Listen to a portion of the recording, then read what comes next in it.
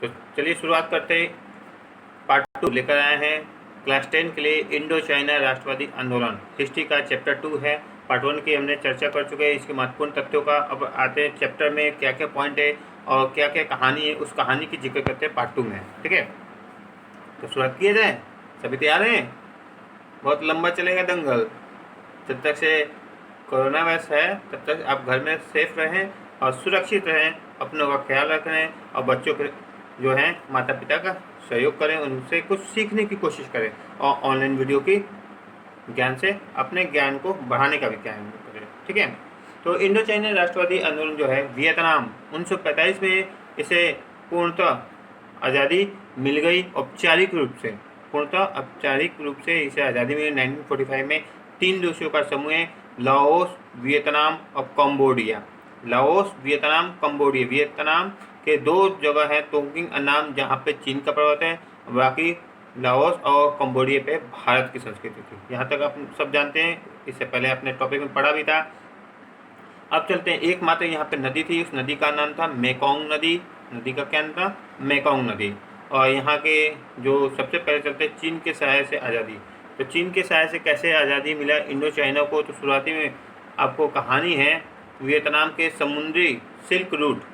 समुद्री silk route जो है, जिसे हम लोग कहते हैं, भारत में भी सिल्क रूट है जो भूमध्य सागर का मार्ग है, उसी तरह इंडो चाइना में भी एक सिल्क रूट है जिसमें बहुत से विदेशी वस्तुओं को और खाने पीने की वस्तुओं को व्यापार के माध्यम से आने जाने के का कार्य होता है। लेकिन इस व्यापार के माध्यम से चाइना जो है इस पर रोक लगा दिया। तो गैर वियतनामी समुदाय, खैर कंबोडिया समुदाय, ऐसे लोगों को यहाँ पे आने जाने की दिक्कतें होने लगी। अब वो व्यापार नहीं कर सकते। वहाँ पे एक बंदरगाह है फाइफो बंदरगाह, जिसमें व्यापारियों को प्रतिबंध लगाया गया, उस पर टैक्स लगाया गया, जिसके बाद में विरोध किया गया और चीन के वर्चस्व से वियतनाम के लोगों ने आज़ादी करने का निर्णय लिया। अब आते हैं औपनिवेशिक वर्चस्व और उसका विरोध। औपनिवेशिक मतलब का अर्थ कहते हैं, औपनिवेशिक मतलब दूसरी संस्कृति कल्चर का, किसी देश की संस्कृति कल्चर का दूसरे देश पे थोपना, लादना, ये जबरदस्ती मनवाना औपनिवेशवाद कहते हैं। जिसे इंग्लैंड के लोग मतलब ईस्ट इंडिया कंपनी अंग्रेज भारत में आए तो अपनी संस्कृति कल्चर, खान पान, पोशाक सब चीज़ भारत पे थोपना चाहते थे, लादना चाहते थे, तो वो है उपनिवेशवाद। तो वही उपनिवेशवाद चीन के लोग भी किस में करते हैं? वियतनाम के लाओस और तोंगिंग जो है अन्नाम, इन क्षेत्रों पे वो करते हैं। ठीक है, तो इसके प्रभाव को ख़त्म करने के लिए वियतनामी का संगठन कैसे बना, कौन से नेता आगे आए, ये कहानी आगे पढ़ते हैं। तो फ्रांसीसी सेना 1854 में वियतनाम के धरती पे डेरा डालने लगी। अब धीरे धीरे फ्रांसीसी सेना, फ्रांस भी यहाँ पर अपना प्रभाव, कि जब बंदर और बिल्ली में लड़ाई हो है तो तीसरा लोग जो है कुत्ता वो फ़ायदा उठाता है। तो फ्रांस भी इसमें अपना देखा कि व्यापार के लिए बहुत बड़ा क्षेत्र है और प्लस यहाँ पे वियतनाम जो है वो चावल का सबसे बड़ा उत्पादक तीसरा देश है चीन और भारत के बाद, तो क्यों ना उस पर कब्जा किया जाए ताकि इसके अधिकतर क्षेत्रों पे और रबड़ भी प्राप्त हो सके। तो फ्रांस भी इसमें युद्ध में भाग लेना चाहा और फ्रांस में बहुत क्षेत्रों को यहाँ पे हथियाना चाहा। और यहाँ पे एक पॉइंट है, हमने बताया था कि वियतनाम में के बसने वाले फ्रांसीसियों को क्या कहते हैं? कोलेन कहते हैं। क्या कहते हैं बच्चों? कोलेन। याद रहेगा। 1887 में 1887 ईस्वी में फ्रेंच इंडो चाइना का गठन किया गया। पहले इंडो चाइना था, अब फ्रेंच इंडो चाइना, को फ्रांस भी आ चुका है तो इसलिए फ्रेंच इंडो चाइना का गठन किया गया। एक मशहूर नेत्रहीन चित्रकार, एक शायर न्यूयेन दिएन च्यू, थोड़ा चाइनीज नाम है, उसको याद कर लीजिएगा। 1882 से 1888 तक एक दुर्दशा व्यक्ति वियतनामी लोगों का एक शोक व्यक्त किया। मैं चीर अंधकार में जीने को तैयार हूँ, गद्दारों का मुंह देखने मुझे मंजूर नहीं, मुझे कोई अजमात जात ना दिखे, कोई बात नहीं, किसी इंसान की पीड़ा मुझे मंजूर नहीं, मैं कुछ ना देखूँ कोई बात नहीं, वतन के छिन-भिन होते ही मैं देख नहीं सकता। मतलब वियतनाम में जो ये फ्रांस और जो थी चीन का प्रभाव था, जिसके कारण वियतनामी का वर्चस्व खत्म हो रहा था, उस पर इस नेत्रहीन शायर ने लिखा था और वियतनामी दुर्दशा को व्यक्त करने का काम किया था। तो इनकी प्रेरणा से बहुत से फ्रांसीसियों को उपनिवेशवाद को मानने के इनकार कर दिए। अब इंडो चाइना में फ्रांस को आने की क्या जरूरत है, जबकि वहाँ पे चीन का प्रभाव तो था ही, तो इंडो चाइना को क्यों आने में, आपको फ्रांस देश को क्यों आने की जरूरत। तो फ्रांसीसियों उपनिवेशवाद की जरूरत इसलिए माना गया है, एक ज़माने में प्राकृतिक संसाधनों को हासिल करना, प्राकृतिक संसाधन कोयला, पेट्रोलियम, खनिज जो भी हैं, उन संसाधनों को जुटाने के लिए तो प्राकृतिक संसाधनों को जुटाने के लिए, सात सम्राटों को जुटाने के लिए उपनिवेशवाद को बनाना जरूरी माना गया था। तो यूरोप के लोग मानते थे कि अगर वो शिक्षित है, सभ्य हैं और संसाधनों में विकसित है, तो उन देशों का संसाधनों का उपयोग करें जो विकसित नहीं है, उन्हें भी सभ्य बनाने का दायित्व वही माने जाते थे। तो मतलब उनका उत्तरदायित्व है कि विकसित देशों का, कि जो अविकासशील देश है उनका विकास करना, उनके संसाधनों का उपयोग करना, उनकी सभ्यता की रोशनी, उन तक भी सभ्यता की रोशनी को पहुँचाना। ये कौन मानते थे? यूरोपियन देश, मतलब सब फ्रांस उसमें आता है। इस कारण फ्रांस जो है उपनिवेशवाद कहाँ पर लागू किया? इंडो चाइना में, वियतनाम में आकर प्रवेश किया। 1931 में वियतनाम चावल उत्पादक निर्यातक देशों में तृतीय स्थान था, और इस निर्यातक स्थान को प्राप्त करने के लिए जो चीन है वहाँ पर एक रेलवे नेटवर्क का निर्माण किया, और वो रेलवे नेटवर्क यान प्रांत तक जाता था। यह 1910 में बनकर तैयार हुआ, और एक रेलवे लाइन बिछाई गई जो कंबोडिया की राजधानी नामपेन, कंबोडिया की राजधानी क्या है? नामपेन के रास्ते होते हुए वियतनाम, जो श्याम देश किसको बोले पहले बताएं? थाईलैंड का नाम पहले था श्याम देश, वहाँ तक जाता था। और इस रास्ते से इंडो चाइना के रबड़ और चावल जो जाता था चीन तक के प्रांतों में, यान प्रांत तक।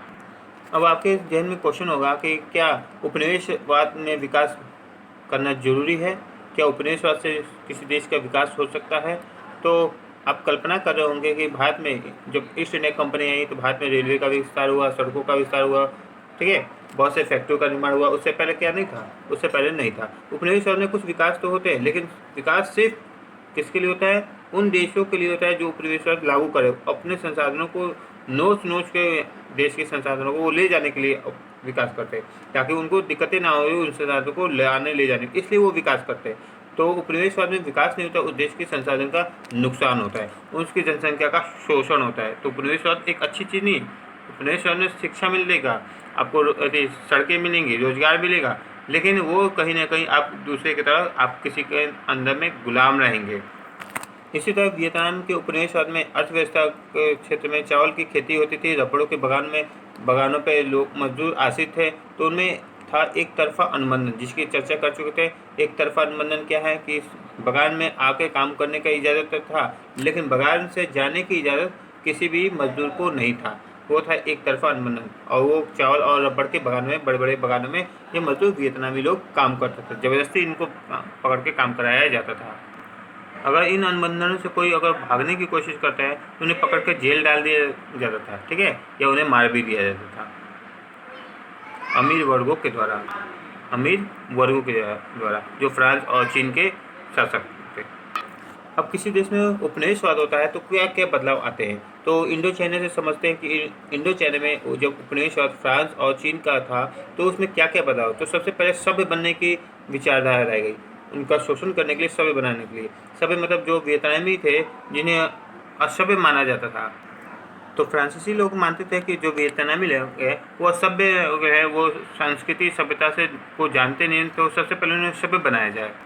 इसके लिए उन्होंने सबसे पहले उनके धर्मों को बदला, उनकी संस्कृति को बदला, उनके खान पान, उनके पोशाक, उनके रहन सहन, उनके चाल ढाल, सब चीज़ को बदलने की कोशिश किया।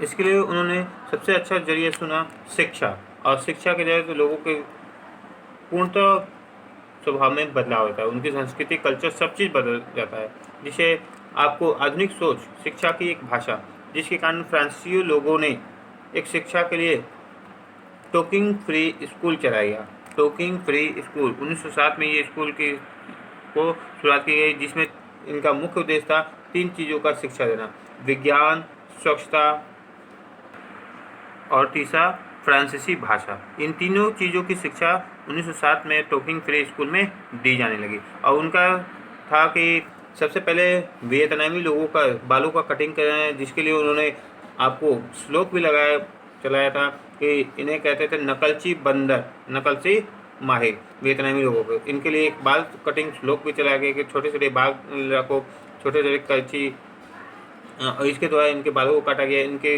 वेशभूषा में बदलाव किया गया ताकि ये वियतनामी जो है वो फ्रांसीसियों की तरह दिखने लगे और फ्रांसीसी भाषा को अपनाने लगे, विज्ञान को, और ताकि वो वियतनामी संस्कृति कल्चर को वो छोड़ दे। ठीक है, यहाँ तक कि स्कूल कॉलेजों में वियतनामी और वियतनामी भाषाओं को हटाकर फ्रांसीसी शिक्षकों को लाया गया और वियतनामी के जगह पे जो वियतनामी भाषा है उसको हटा के फ्रांसीसी भाषा को पढ़ाया जाने लगा। और फ्रांसीसी में ये पढ़ाया जाता था कि वियतनामी लोग असभ्य है, इनकी सभ्यता और संस्कृति का विकसित करना फ्रांसीसियों का कर्तव्य है, फ्रांसीसी जो कर रहे वो अच्छा है।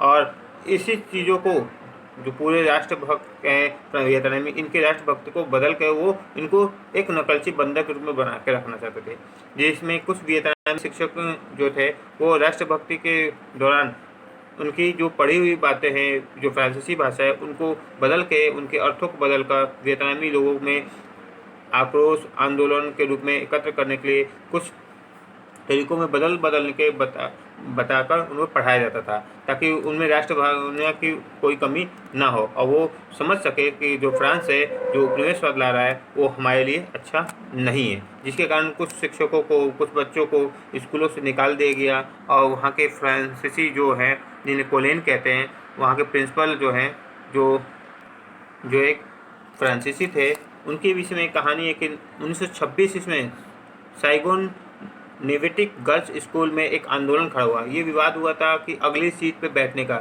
आप भी बच्चे स्कूल में आते हो तो सबसे पहले करते हो कि अगली सीट पे बैठे। कुछ बच्चे तो गप करने के लिए पीछे भी बैठ जाते हैं, उनकी भावना को आहत नहीं कर रहे, लेकिन अगली सीट पे बैठने के लिए अच्छे बच्चे जो पढ़ने में थे जो अगली सीट पर बैठना चाहते हैं ताकि बोर्ड वर्क उन्हें दिखे और शिक्षकों से तालमेल हो, उनसे क्वेश्चन उनसे पूछ सके, आगे बढ़ने समस्या का समाधान होता है।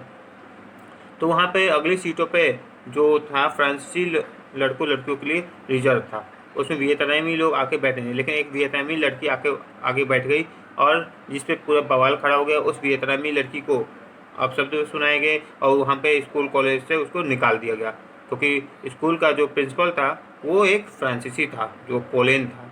उसने कहा भी कि इस वियतनामी लड़की को पीछे बैठना होगा वरना स्कूल से निकाल दिया जाएगा, और उसने स्कूल से निकाला भी, जिसके विरोध में पूरे स्कूल प्रशासन में विरोध हुआ, जुलूस निकाले जाने लगा प्रिंसिपल के खिलाफ। और उसने एक सरेआम एक नोटिस दिया उस प्रिंसिपल ने, मैं सारे वियतनामी को पाव तले कुचल के रख दूंगा और तुम लोग मुझे वापस भिजवाना चाहते हो फ्रांस में, मैं नहीं जा सकता। ये गांठ बांध कर रख लो कि मैं सारे वियतनामियों को पाव तले कुचल सकता हूँ। अब यहीं से शुरुआत हो कि वियतनाम में छोटे छोटे क्रांतिकारी दलों का गठन हुआ। 1920 में इस आंदोलन के तहत छात्र छात्राओं ने एक राजनीतिक पार्टी बनाई। इस पार्टी का नाम है यंग अन्नाम पार्टी, जो स्टूडेंट्स के द्वारा बनाई गई, जिसे अन्नाम विद्यार्थी पार्टी भी कहते हैं। अन्नाजी स्टूडेंट द्वारा पत्रिका द्वारा बनाया गया और वियतनामियों द्वारा बनाया गया था, जो फ्रांसीसियों की हुकूमत के विपरीत में पाठशालाओं में जो पढ़ाया जाता है उसके विरोध में ये सब पार्टी का गठन किया गया। अब यहीं से शुरू होता है राष्ट्रवाद की भावना। कैसे वियतनाम में राष्ट्रवाद की भावना समझी कि हम अपनी संस्कृति कल्चर को क्यों छोड़े फ्रांसीसी द्वारा।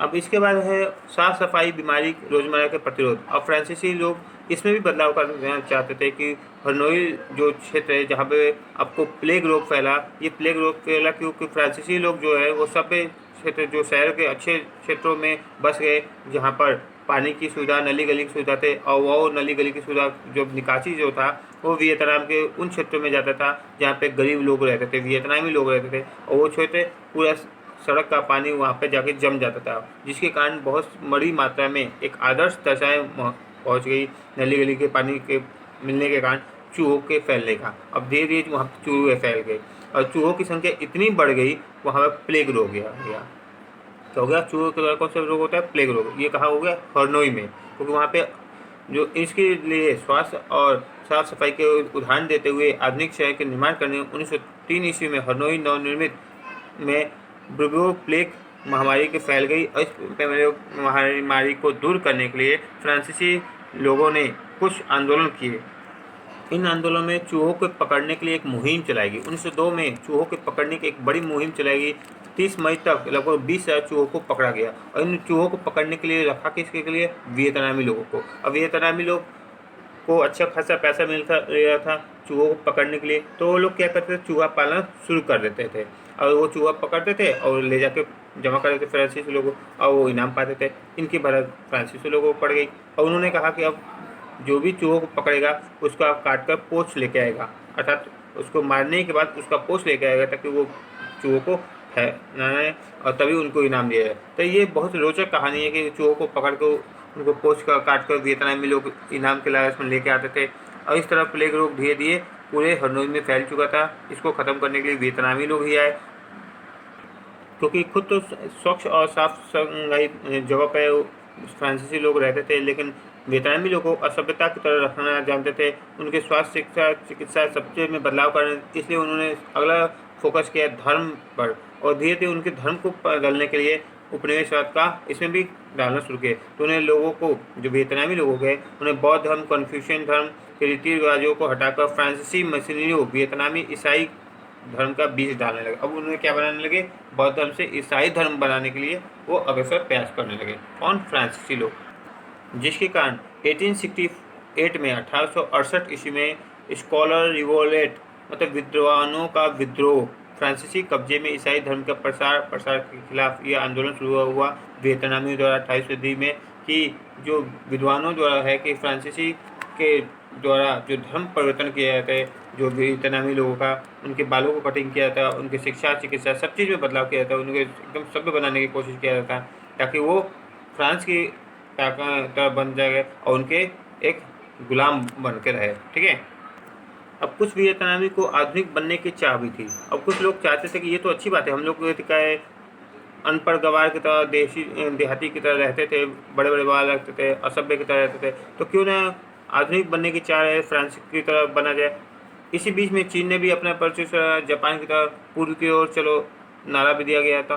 तो अगले पार्ट में हम लोग पढ़े थे कि वो लोग पूर्व की ओर क्यों चला गया, पूर्व की ओर चलो का नारा क्यों दिया गया, आधुनिक बनने की चाह क्या थी। नेक्स्ट टॉपिक में पढ़ेंगे, नेक्स्ट पार्ट में। ठीक है, आज के लिए इतना ही काफ़ी है। धन्यवाद।